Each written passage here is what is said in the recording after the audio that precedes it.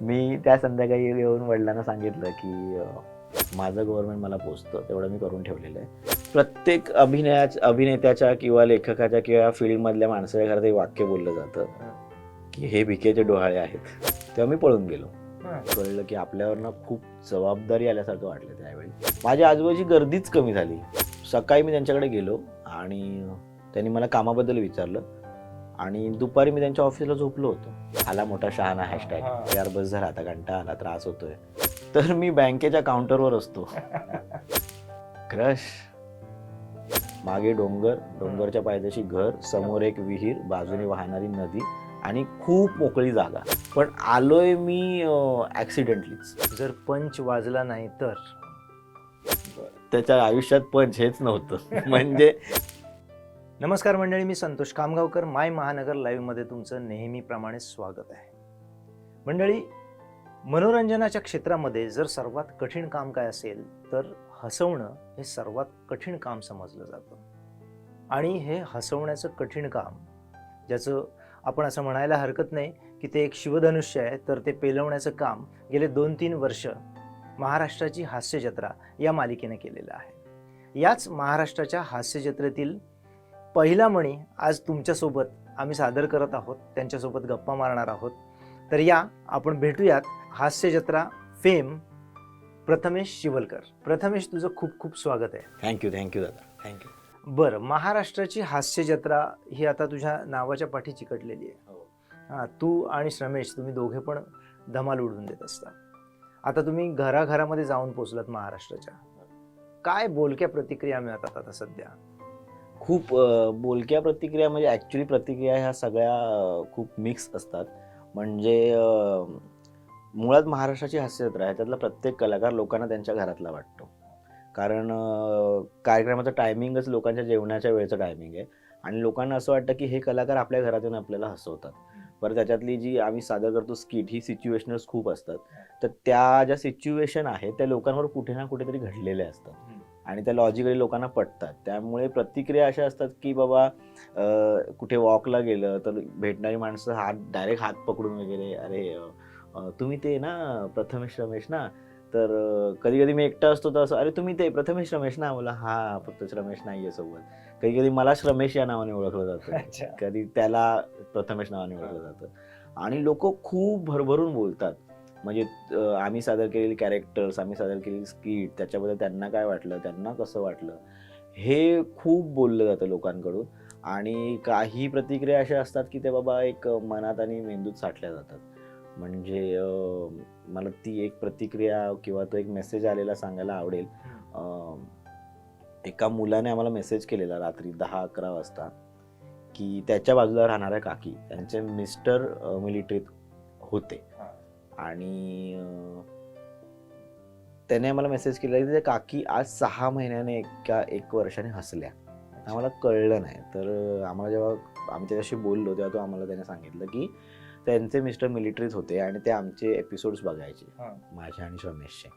आणि एका मिलिटरीतल्या एका इन्सिडेंटमुळे मध्ये ते वारले, त्यांना वीरमरण आलं. आणि त्याच्यानंतर त्या काकी हसल्याच नव्हत्या ते गेल्यानंतर. आणि जेव्हा त्या त्यांच्या घरी येऊन बसल्या होत्या आणि हास्यजत्रा लागलं होतं, तर आमचा एक एपिसोड लागला होता चौकाचा. तो त्यांनी बघितला आणि त्या हसायला लागल्या आणि हसता हसता रडायला लागल्या. आणि मग त्या बोलल्या की ह्या 2 मुलांमुळे मला त्यांची आठवण आली, ह्यांच्या एपिसोड ते बघायचे सतत आणि मला पण सांगायचे की हा एपिसोड बघ, तो एपिसोड बघ, सलीम अकबर बघ, किंवा ह्यांची मालवणी बोलीचा एपिसोड बघ, संगमेश्वरी बोलीचा एपिसोड बघ. तर तो मेसेज त्या मुलाने आम्हाला केला आणि कळलं की आपल्यावरनं खूप जबाबदारी आल्यासारखं वाटलं त्यावेळी. तर ही अशी एक प्रतिक्रिया आहे. किंवा काही कॅरेक्टर्स किंवा काही आमचे डायलॉग्स रिपीट करून काही मुलांचे व्हिडिओज येतात आम्हाला की बघा आमचा मुलगा हेच करतोय, आमचा मुलगा असंच करतोय, तुमच्यासारखंच बोलतोय. तर अशा वेगवेगळ्या बोलक्या प्रतिक्रिया मिळतात. पण ज्या प्रतिक्रिया मिळतात त्याच्यात आम्हाला एक कळतं की आम्ही त्यांना त्यांच्या घरातले वाटतो. हास्यजत्रेचा कलाकार हा त्यांना त्यांच्या घरातला वाटतो खूप. अगदी बरोबर बोललास तू की हे घराघरामध्ये जाऊन तुम्ही खऱ्या अर्थाने पोचलेले आहात. या महाराष्ट्राच्या हास्य जत्रेची तुझी पहिली भेट कशी काय झाली? कसं काय तिथे जाणं झालं तुझं? मी रायटिंगचं काम करत होतो आणि महाराष्ट्राची हास्यजत्रेचा एक रायटर विनायक पुरुषोत्तम, हा. त्याला मी एकांकिका स्पर्धेला बोललो होतो की एक मुलगा आहे जो खूप मॅड काम करतो, श्रमेश बेटकर. आणि जेव्हा हास्यजत्रा प्री काम चालू होतं आणि सुरू झालं हास्यजत्रा, तेव्हा तिथे नवीन नवीन मुलांना इंट्रोड्यूस करत होते. तर त्याने मला फोन केला होता आणि तो मला बोलला की अरे तू बोललेलास बघ श्रमेश म्हणून, तो करतोय का काम, सध्या आहे का? मी बोललो आहे. काय झालं? तर म्हणतो असा असा का प्रोग्राम आहे, महाराष्ट्राची हास्यजत्रा येतोय, तर त्याच्यात तो करेल का? बोलो चालेल, मी पाठवतो त्याला. आणि मग मी त्याला श्रमेशला त्याचा नंबर दिला. श्रमेशशी त्याचं बोलणं झालं. 15 ते 20 मिनिटांनी त्याचा मला परत फोन आला की तू काय करतोयस? तर नाही, विनायकचा, की तू काय करतोयस? मी बोललो अरे माझी आत्ताच एक सिरियल अभिनय करत होतो, ती झाली, आता वाइंड अप झाली आणि रायटिंगचं काम करतोय. तर तो बोला मग तुझं आणि श्रमेश कसं आहे? बोला अरे आम्ही खूप चांगले मित्र आहोत कॉलेजपासूनचे, मग तुम्ही एकत्र ऑडिशन द्या ना. आणि मी बोललो हां हे पण करू शकतो आम्ही, मला पण आवडेल असं काहीतरी ह्या फॉर्मॅटला, कारण तो फॉर्मॅट तोपर्यंत मी केलाच नव्हता. आणि मग मी श्रमेशला फोन केला, तर श्रमेश बोलला ठीक आहे आपण वेगवेगळं करण्यापेक्षा एकत्र देऊ काहीतरी. आणि मग दुसऱ्या दिवशी आम्ही एकत्र ऑडिशनला गेलो. आम्ही आमचं एक स्वतःचं एक लिखित स्किट करणार होतो त्यांच्यासमोर. तर सचिन मोठे आणि गोस्वामी सर बसले होते, तर त्यांनी आम्हाला त्यांचं एक स्क्रिप्ट दिलं जे प्रसाद खांडेकर दादाचं होतं. अच्छा. आणि मग ते स्क्रिप्ट आम्ही बाय आर्ट केलं आणि आम्ही सरांसमोर केलं. तिथे आमचा प्लस पॉईंट हा होता, सरांना आमचा अभिनय आम्ही सादर करतोय ते आवडण्यापेक्षा आम्ही त्या अर्ध्या तासात ते पाठ केलं होतं स्क्रिप्ट. आम्ही स्क्रिप्ट बाजूला ठेवून बोललो होतो सरांसमोर. अच्छा. सरांना ते आवडलं आणि मग सर बोलले की अरे ह्या जोडीला आपण करूया इंट्रोड्यूस. असं असं तिथे आम्ही गेलो. आमचा पहिला अनुभव होता हास्यजत्रेचा. बरं, श्रमेशचा तू विषय निघालास, म्हणजे श्रमेशने तुझी काय पाठ सोडलेली नाहीये, अर्थात त्याच्या मागे पण काहीतरी स्टोरी असणार नक्की. आम्ही एकमेकांची पाठ सोडली नाही म्हणण्यापेक्षा आम्ही सोबत चालतो प्रत्येक वेळी. हा म्हणजे तो मागे मी पुढे असं म्हणण्यापेक्षा आम्ही सोबत चालतो. जेव्हा मला सुचत नाही तेव्हा त्याला पुढचं सुचलेलं असतं आणि जेव्हा तो थांबतो तेव्हा मी कुठेतरी धावत असतो. असं आमचं चालू असतं. या श्रमेशचीच एक स्टोरी आहे, आपण त्याकडे बोलूयात नंतर. पण त्याच्या आधी मला हे म्हणायचं आहे की बरेच जण गावाकडे शिक्षण करतात आणि मुंबईकडे येतात, आणि मग जो प्रवास चालू होतो तो तुझा उलटा प्रवास झालेला बघायला मिळतोय. तू मुंबईकडून गावाकडे गेलास. हे कसं काय घडलं? हे घडलं म्हणण्यापेक्षा हे झालं माझ्याबरोबर, कारण मी 1ली ते 10वीचं शिक्षण मुंबईत घेतलं, डोंबिवली रावी नेरुरकर हायस्कूल. आणि त्याच्यानंतर माझे वडील गव्हर्नमेंट सर्वंट आहेत, म्हणजे होते, आणि ते बॉम्बे पोर्ट्सला कामाला होते. आणि त्याच्यानंतर त्यांचं ठरलं होतं VRS नंतर की मी बाबा माझ्या रत्नागिरीतल्या घरी जाऊन राहणार. आणि त्यांनी आम्हाला सगळ्यांना विचारलं. बरं त्यावेळी आम्ही 7वी 8वीतले होतो, त्यामुळे आमचं असं काहीच नव्हतं की नाही जायचं वगैरे, पण घरातल्या सगळ्यांना ते मान्य होतं. आणि मग त्यांनी गावाला एक घर बांधलं होतं, तिथे ते गेले आणि मी वडिलांसोबत गेलो. फक्त त्यावेळी मला असं जाणवलं की माझ्या आजूबाजूची गर्दीच कमी झाली. म्हणजे मी 10वीपर्यंत इथे जी गर्दी बघितली होती मुंबईमध्ये, ती गर्दीच नव्हती. एकदम एक शांत गाव. माझं गाव किंवा माझ्या गावातलं घर बघायला गेलं तर ते चित्रातलं घर आहे, जसं आपण काढतो. मागे डोंगर, डोंगरच्या पायथ्याशी घर, समोर एक विहीर, बाजूने वाहणारी नदी आणि खूप मोकळी जागा. त्यामुळे तिथे गेल्यावर सुरुवातीला आपण असे, आत्ता ते सगळं ते कॉन्सेप्ट आले आहेत, nature lover, traveller, solo traveller. मला तिकडे जाऊन फक्त शांतता वाटली आणि असं वाटलं की हां आपण राहू शकतो इथे. त्यामुळे मी राहिलो. तर तो उलटा प्रवास, सगळ्यांनाच हा प्रश्न पडतो की हा तुझा उलटा प्रवास तू कसा मॅनेज केलास. तर मुळात मॅनेज करणं हेच मला माहित नव्हतं तेव्हा. त्यामुळे मी जिथे गेलो तिथे जगलो आणि राहिलो, असं झालं. बरं आई बाबा सोबत. इथे गर्दीमध्ये जगण्याची सवय होती आणि तिकडे गेल्यानंतर अचानक असा एकांतवास वगैरे वाटला नाही? एकांतवास नाही वाटला, कारण फक्त पहिले 1-2 महिने त्रास झाला, कारण शाळेतले मित्रच नव्हते कोण सोबत. आणि तिकडचे मित्र बनवायचे होते. आणि तिकडचे मित्र बनवल्यानंतर मला असं वाटलं की अरे खूपच वेगळे मित्र होते तिकडे. म्हणजे एकतर लँग्वेज, तिकडे आमच्या गावात भंडारी लँग्वेज खूप बोलली जाते, तर त्या लँग्वेज ती कानावर पडून अरे हा आता असं बोलायचं आहे, काही वेगळी नाहीये खूप, पण एक फरक पडतोच आपल्याला. आणि बसचा प्रवास म्हणजे घरापासून पाऊण ते 1 तास दूर कॉलेज, त्यामुळे सकाळी 6:30ची बस, मग 7:30ची बस, मग 8:30ची बस. त्यामुळे एक टाइम टेबल फिक्स झालं की बाबा असं नाहीये की 8:30ची चुकली तर चला 15 मिनिटांनी येईल, नाही 1 तासाने बस येणार. त्यामुळे तुम्हाला 6:30 म्हणजे माझं कॉलेज असायचं 7:30चं, त्यामुळे मला 6ला उठावंच लागायचं. 6ला उठल्यानंतर मला सगळं आवरून ती 6:30ची बस मिळायची.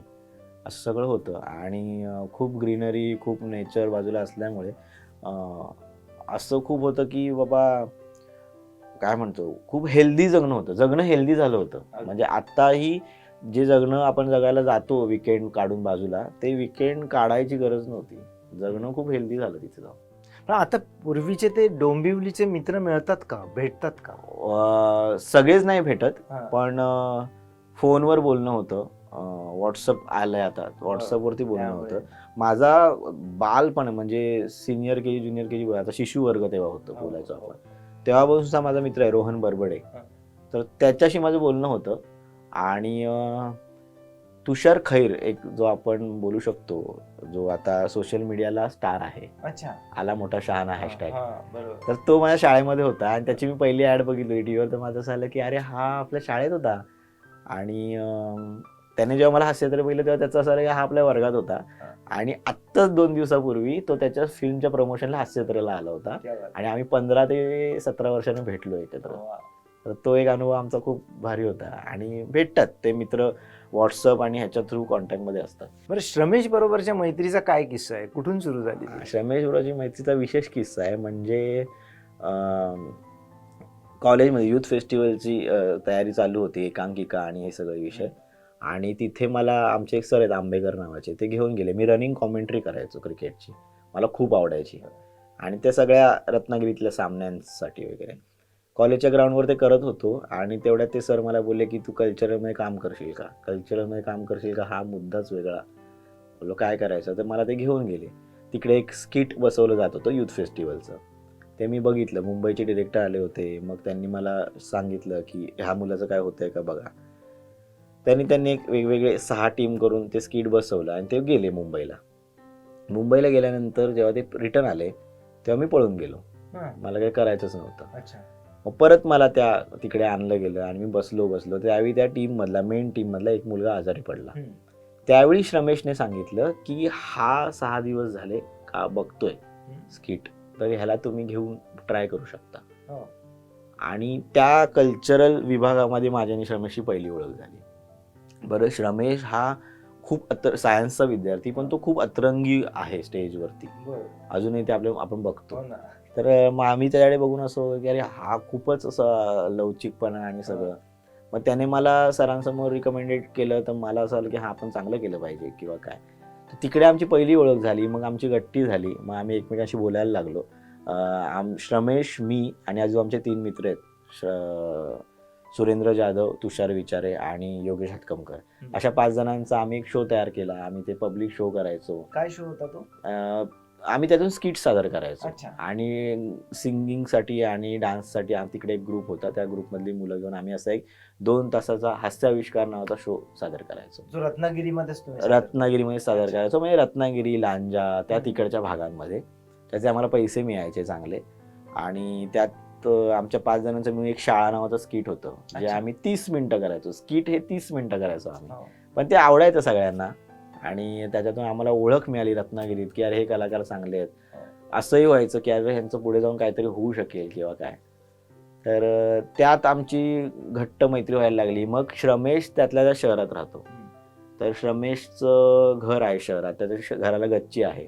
तर आम्ही शो संपवून 2-3 वाजता यायचो, त्या गच्चीवर झोपायचो.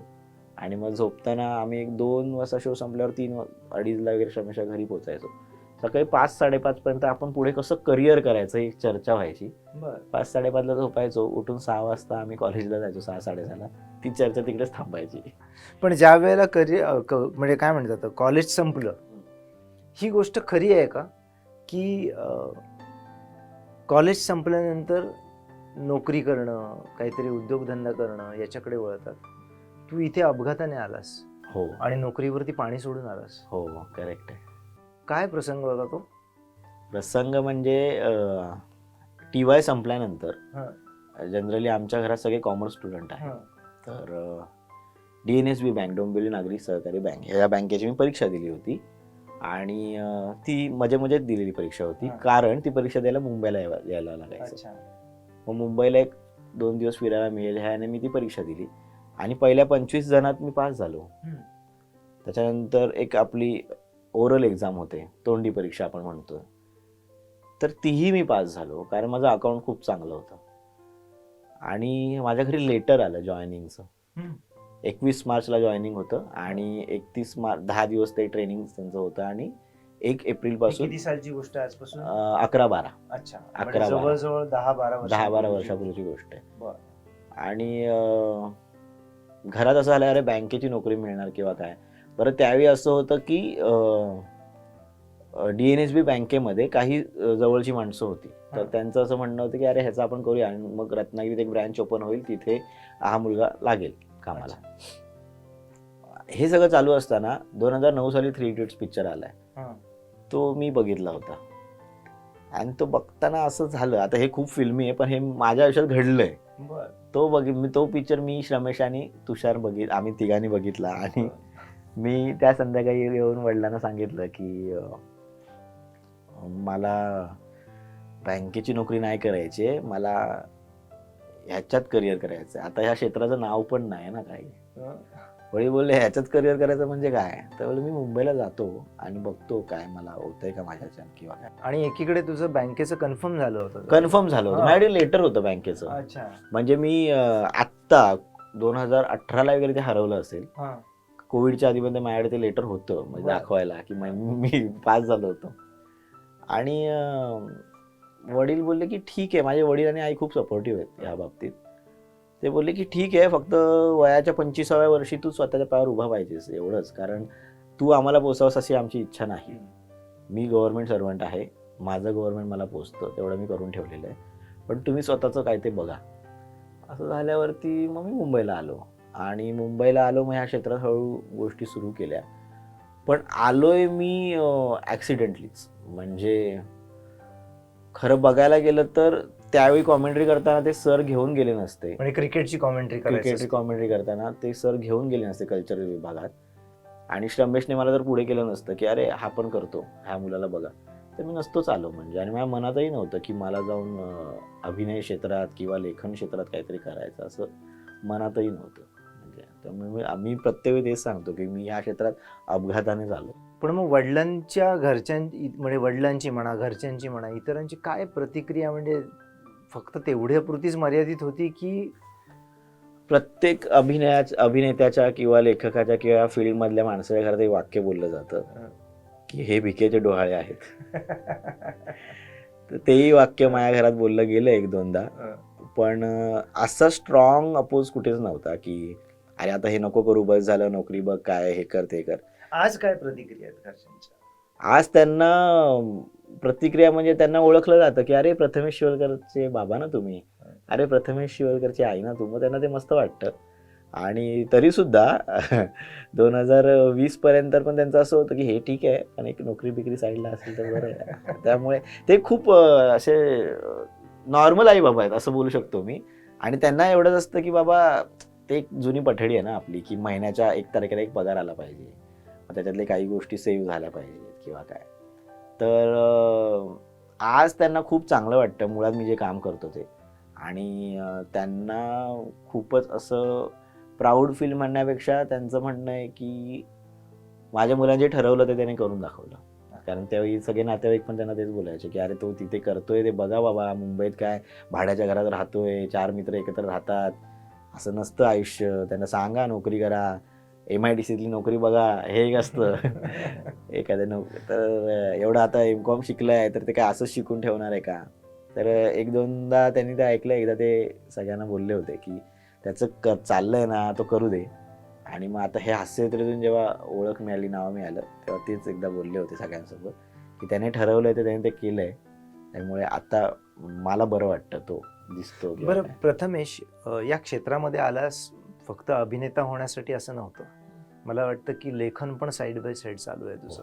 माझं पहिलं लेखन चालू होतं, मग अभिनेता झालोय. अच्छा, म्हणून ते अपघाताने असं तुझं म्हणायचं आहे का? दोन्ही गोष्टी अपघातानेच केल्यात मी. म्हणजे असं नव्हतं ठरलेलं की मी लेखक बनणार आहे आणि मी अभिनेता बनणार आहे.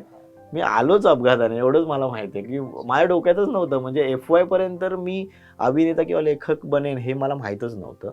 हा वाचायला आवडायचं. म्हणजे मी असं नाही म्हणत की मी लेखक बनण्यासाठी वाचन सुरू केलं.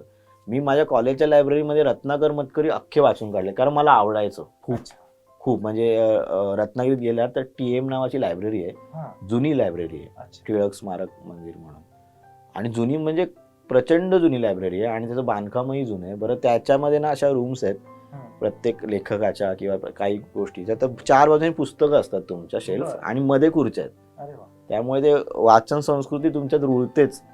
तर मी तिथे रत्नाकर मतकरी वाचलेत, हे वाचलेत आपले हसरे दुःख हे पुस्तक आहे चार्ली चॅप्लिनचं, भादक हेरांचं. त्याचे मी पहिली 5 पानं वाचली आणि मला ते प्रचंड आवडलं. ते पुस्तक मी एका दिवसात वाचून काढलंय. 625 पानांचं पुस्तक आहे. तर ते मी त्याच लायब्ररीत एका स्ट्रोक मध्ये वाचून काढले. अण्णाभाऊ साठे मी तिथे वाचले. आणि मग तिथून तो लिखाणाचा स्रोत चालू झाला. हा, म्हणजे वाटलं की अरे ते किती रंजक गोष्ट लिहिली आहे ना, तर मला पण अशी एखादी गोष्ट. बरं, मी लिहिताना ना मी खूप नेहमीच्या एक्सपिरियन्स मधल्या गोष्टी ऍड करतो त्याच्यात, की हा एक्सपिरियन्स मला आलाय, ह्या सिच्युएशन मध्ये लोक अशी वागतात.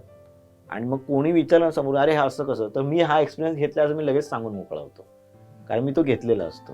तर ते वाचनामुळे ते लेखनाचं आलंय तिथून, असं मला वाटलं. बरं, आपली सुरुवात झाली होती तेव्हा मी म्हटलं होतं की असं म्हटलं जातं की हसवणं फार कठीण असतं. बरोबर. तुझ्यातल्या लेखकाला काय वाटतं, अभिनेत्याला काय वाटतं, जर पंच वाजला नाही तर? पंच वाजला नाही तरी ही भीतीच सचिन मोटे आणि गोस्वामी यांनी मनातून काढून टाकली आहे. कारण हास्यचित्र आम्ही परफॉर्म करताना सिच्युएशन परफॉर्म करतो. म्हणजे माझी गाडी एका माणसाने ठोकली आहे, तो माझ्या बायकोचा भाऊ आहे, त्यामुळे मी त्याला ओरडूही शकत नाही, त्याच्यावर रागावू शकत नाही, पण मला त्याचा राग आलाय तो मला व्यक्त करायचा आहे. आता ह्याच्यात माझी घुसमट, त्या बायको त्याला सांभाळून घेते तिच्या भावाला, आणि त्या भावाचा बेफिकीरपणा, ह्या तिन्ही गोष्टी परफॉर्म होत आहेत. ह्याच्यात मी कुठेतरी पंच वाजवायला जातच नाही. त्यामुळे हे सतत सर सांगतात की तुम्ही सिच्युएशनशी लॉयल राहा, तुम्ही सिच्युएशन काय ती समजून घ्या. ती तुम्हाला समजली की तुम्हाला आपोआप चिडणं होणार, तुमचं आपोआप घुसमट दिसणार, समोरच्याचे आपोआप लाईन्स बाहेर येणार. त्यामुळे पंच वाजला नाही तर ही भीतीच मनातून गेली आहे. पण ते म्हणतो ना आपण की किती नाही म्हटलं तरी समोरच्याला हसायला आवडतं, आणि ते आपल्याला आमचं काम आहे. तर तेव्हा असं असतं की लिखाण करताना की अरे इथे ही गोष्ट थोडीशी ऑड बोलली तर काहीतरी वेगळा ट्विक येऊ शकतो, वेगळा त्याला जर्म मिळू शकतो. तर ते करतो आम्ही. आणि ते जर कधी कधी असं वाजलं नाही तर असं बोलतं अरे इथे आपलं काहीतरी चुकलं वाटतं किंवा हे रिलेट नाही झालं, हे मनात येतं ॲज अ लेखक म्हणून. परफॉर्म करताना हास्यचित्रेत कोणीच असं नाही की जे पंच वाजवायला जातं, असं मला वाटतं. कधी फसगत झालेली आहे का ह्या सगळ्या प्रयत्नांमध्ये? हा, म्हणजे कधी कधी असं होतं की रिडिंगला असं असतं की वाक्य बोलल्यावर 4 लोक हसतात ठपाठप, आणि परफॉर्म करताना ते वाजलं नाही ना की चुकल्यासारखं होतं. मग ती परफॉर्म करणारे जे 4-5 जण असतात ना ते एकमेकांकडे बघतात आणि त्यांचं कळतं एकतर सादर करणाऱ्याचं टायमिंग चुकलंय, किंवा मग ते समोर त्याला कळलेलंच नाहीये, किंवा मग तो पंचच नव्हता. त्याच्या आयुष्यात पंच हेच नव्हतं. म्हणजे तो स्वतः पंच नव्हता असं आम्ही ठरवून मोकळे होतो आणि मग पुढे जातो. पण अशी फसगत होते, एक 4 स्किट मधून एकदा दोनदा होते. आणि मोठे गोस्वामी तुम्हाला ऍडिशनचं स्वातंत्र्य किती देतात? त्यांचं प्रत्येकही म्हणणं असतं ऍडिशन तुम्ही घेतल्या तर त्या कॅरेक्टरला लॉयल राहून घ्या. म्हणजे मी जर भिकारी असेल तर भिकारी कुठल्या तरी मोठ्या वाक्याची ऍडिशन नाही घेणार. कधी कधी बाहेरचे ऍडिशन ते स्वतःही देतात, पण त्यावेळी ते बघून. म्हणजे एखादं स्किट समजा त्याचा मूळ कंटेंटच थोडा कमी असेल तर त्यावेळी ते स्किट आतमधल्या इनर्स जोक्सनी भरलं जातं. म्हणजे आमिर रडकरवर काही जोक असतात, आमच्या टीमवरती काही जोक असतात, समोर बसलेल्या परीक्षकांवरती काही जोक असतात. पण जर त्या इनबिल्ट त्या स्किटमध्येच खूप ह्युमर असेल, त्या सिच्युएशनमध्ये ह्युमर असेल, तर ते कधीच ॲडिशन्स घ्या किंवा ॲडिशन्स स्वतःहून देणं हे होत नाही. पण त्यांचं स्वातंत्र्य हे असतं की तुम्ही कॅरेक्टर ते जगा त्या 15 मिनिटात, हे स्वातंत्र्य देतात. ॲडिशनचं स्वातंत्र्य त्यांचं असतं की तुम्ही घेतल्यात जरी तरी त्या कॅरेक्टरला लॉयल राहून करा. आणि समजा त्याच्यावरती जाऊन कोणी घेतलं तर एडिट हा आपल्याकडे मुद्दा आहेच. त्यामुळे ते एडिट होतं. ओके. तुझी सर्वात पहिली सिरियल खऱ्या अर्थाने अंजली? हो, खरं तर पहिली माधुरी मिडल क्लास, ज्याच्यात मी कॅमिओ रोल केले 2-3. पण खरं फुल फ्लेज काम म्हणायचं तर अंजली झी युवावरची. बरोबर. त्यानंतर खऱ्या अर्थानं प्रसिद्धीच होता ते यायला लागला. हो, आणि कळायला लागलं की हा एक कलाकार आहे आणि खूप चांगलं काम करतोय. अंजलीमध्ये मी पियुष जो आहे तर तो डॉक्टर होता अंजलीमध्ये, आणि त्याच्या मित्राचं ग्लुकोज नावाचं माझं कॅरेक्टर होतं. तर पहिलंच कॅरेक्टरचं नाव माझ्या ग्लुकोज होतं. आणि माझ्या एका प्रायोगिक नाटकातलं काम बघून चंद्रकांत कनसे जे आहेत, मिलिंद पेडणेकर क्रिएटिव्ह होते, त्यांनी मला फोन केलेला आणि चंद्रकांत कनसेंनी माझं काम बघितलं होतं. तर त्यांनी मला उभं केलं होतं तिथे. 1.5 महिन्याचा ट्रॅक होता, पण 1.5 वर्ष ती सिरियल मी केली, कारण काम चांगलं होतं, त्यामुळे माझा ट्रॅक वाढत गेला. बरोबर. आणि मजा आली. तो म्हणजे त्या सिरियलमधली जी कास्ट आहेत, अजूनही आम्ही वर्षातले 2-3 दिवस भेटतो. क्या बात. एवढी घट्ट मैत्री, एवढं त्यांनी मला सांभाळून घेतलं. आणि आम्ही एकमेकांशी म्हणजे भक्ती देसाई, सुरुची अडारकर, पियुष, हर्षद अटकरी, रेशम श्रीवर्धनकर आणि अभिषेक, हे आम्ही अजूनही तेवढेच घट्ट मित्र आहोत. आणि कारण आमचे सीन्स असायचे आणि अजूनही आम्ही एकत्र भेटतो आणि मजा येते. आम्ही भेटतो तेव्हा खूप वेगवेगळे विषय, प्रत्येक आपापली कामाबद्दल सांगतो.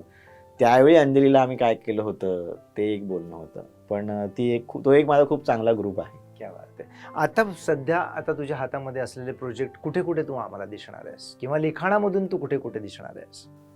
आता सध्या तरी हास्यजत्रेतून मी दिसतोच आहे, पण हास्यजत्रेसोबतच मी 2 फिल्म्स लिहिल्या आहेत, 3 फिल्म्स लिहिल्या आहेत. अच्छा. त्यातली एकचं प्री प्रोडक्शनचं काम चालू आहे, एक शूट झाली आहे. जी शूट झाली आहे ती फिल्म मी प्रसाद खांडेकर ह्यांच्याबरोबर लिहिली आहे. स्टोरी माझी आहे, स्क्रीन प्ले मी आणि प्रसाद दादाने मिळून केला आहे आणि डायलॉग्स मी लिहिले आहेत त्याचे. आणि अजून एक फिल्म आहे, तिची स्टोरी प्रसाद खांडेकरांची आहे, स्क्रीन प्ले मी दादाबरोबर बसून केला आहे आणि डायलॉग्स मी एकट्याने लिहिले आहेत त्याचे. क्या बात आहे. या सगळ्यासाठी तुला शुभेच्छा तर आहेच आमच्याकडून. प्रथमेश, आज या क्षेत्रामध्ये जो काही तू स्थिरावलायस, याचं क्रेडिट तू कुणाकुणाला देशील? मला सांगायला खूप आवडेल, म्हणजे प्रत्येकजण आपल्या आईबाबांना क्रेडिट देतोच, कारण त्यांचं ते क्रेडिट आहेच. पण मी ह्या क्षेत्रात स्थिरावलोय ह्याचं क्रेडिट मी 2 माणसांना देईन. एक माणूस या क्षेत्रातलाच आहे आणि दुसरा या क्षेत्रात येतोय. पहिला माणूस आहे आशिष पात्रे. अच्छा. लेखक आहेत, सगळ्यांनाच माहिती आहे. तर मी जेव्हा मुंबईत आलो यूथ फेस्टिवलची कामं करण्यासाठी, ते करताना मी लिहिलेलं स्किट त्या माणसापर्यंत पोहोचलं आणि त्या माणसाने मला बोलवलं. ते एक फिल्म लिहित होते, ते मला बोलले माझ्या फिल्मला असिस्ट करशील का रायटिंग म्हणून. बरोबर. आणि मी बोललो चालेल. आणि तो किस्सा असा आहे की सकाळी मी त्यांच्याकडे गेलो आणि त्यांनी मला कामाबद्दल विचारलं आणि दुपारी मी त्यांच्या ऑफिसला झोपलो होतो. अच्छा. म्हणजे त्यांचं असं झालं की अरे या माणसाला कसं काम देऊ, मी हा झोपलाय. नंतर बोलले की कोकणाला माणूस आहे, भात खाऊन झोपतोच. पण मी त्यांना का क्रेडिट देईन, मी आत्ता जे लिहितो, स्क्रीन प्ले म्हणा, डायलॉग्स म्हणा किंवा एखादी स्टोरी तयार करतो, तर हे सगळं मी त्यांच्याकडून शिकलोय की ते कसं एखादी गोष्ट ऑब्झर्व करतात, कसं एखाद्या गोष्टीची 3 बाजू आपल्याला दिसत असतील तर 4थी बाजू कशी बघायला सांगतात, हे सगळं मी त्यांच्याकडून शिकलोय. नो डाऊट स्किटमध्ये जे काय मी करतो, ज्या कॉन्सेप्ट सुचवतो किंवा काय, हे मोठे गोस्वामींकडून मी शिकलोय, मोठे सर आणि गोस्वामी सर. कारण मोठे सर हे 24 तास चालत असलेलं कॉन्सेप्टचं इंजिन आहे असं मी बोलेन. त्यामुळे स्किटला मी जे काय करतो हे मी त्यांच्याकडून शिकलोय. पण जे म्हणतो ना आपण, जे रायटिंग उपजत आलेलं आहे ते मला आशिष पात्रेंकडून मिळालं आहे आणि त्यांच्याकडून मला हेही शिकलोय मी की कसं स्वतःला बिझी शेड्यूल असताना स्वतःसाठी वेगळा वेळ काढावा, कारण ते स्वतः चांगले क्रिकेटर आहेत. मी त्यांच्याबरोबरच क्रिकेट खेळलोय, तर तसं पण मी स्वतःसाठी वेळ काढतो. मी खूप चांगला क्रिकेट खेळतो, म्हणजे असं सगळे म्हणतात, आपण पण खेळू कधीतरी. आणि सेकंड माणूस मी जो बोललो तो माझा स्वतःचा लहान भाऊ रोहित शिवलकर.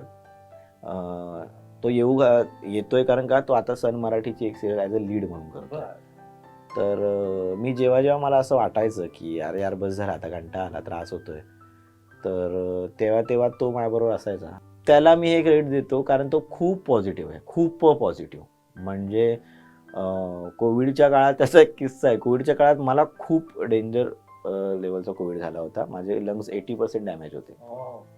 तर त्यावेळी मला जेव्हा ॲडमिट केलं, तो घरी एकटाच होता आणि त्याला खोकला होता, त्याला सर्दी होती, त्याचं डोकं दुखत होतं, त्याला ताप होता आणि तो हेच बोलायचा, मला नाही कोविड.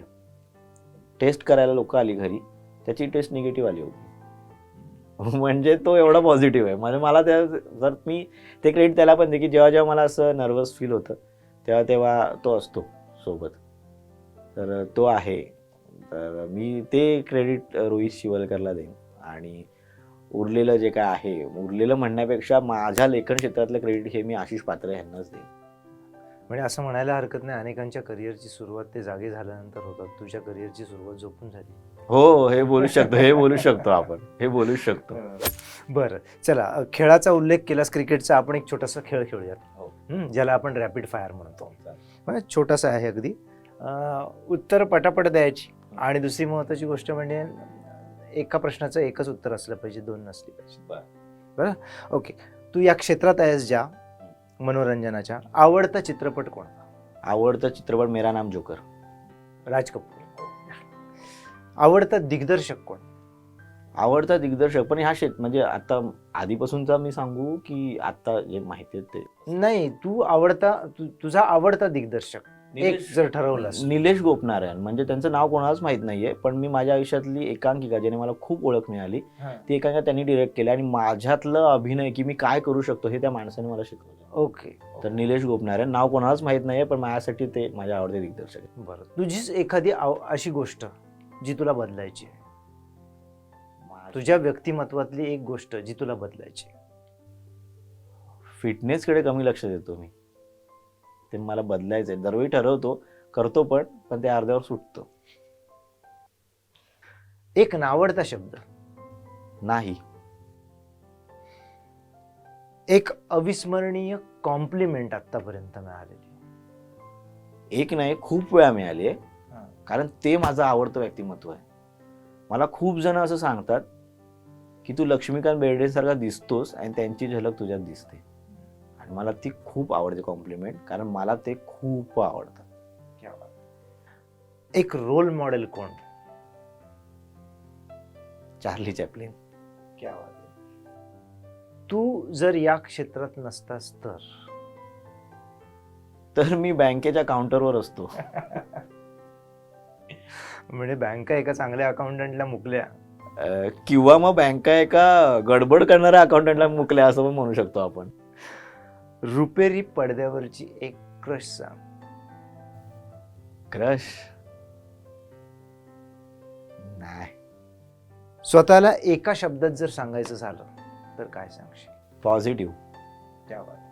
बढिया. थँक्यू सो मच, वेळात वेळ काढून तू आमच्या बरोबर गप्पा मारल्यास त्याबद्दल थँक्यू संतोष दादा, ह्या कार्यक्रमात मला बोलवलं.